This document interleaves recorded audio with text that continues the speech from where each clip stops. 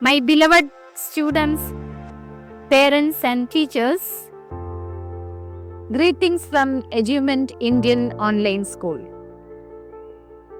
Today we are here to celebrate UAE National Day. And Edument Indian Online School is so widespread that we have students from all over the world.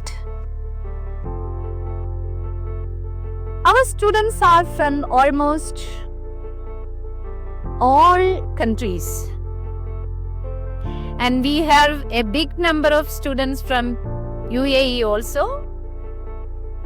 So it's our responsibility to celebrate UAE International Day to express our love and friendship to the students of that country in particular. So through these celebrations, our children learn how to become global citizens, and also they will be learning about the culture, climate, people, and other different aspects of different countries. We are very happy to celebrate this day.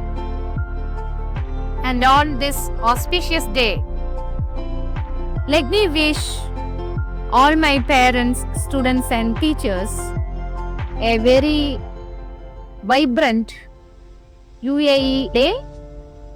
All of you have a great day. Thank you.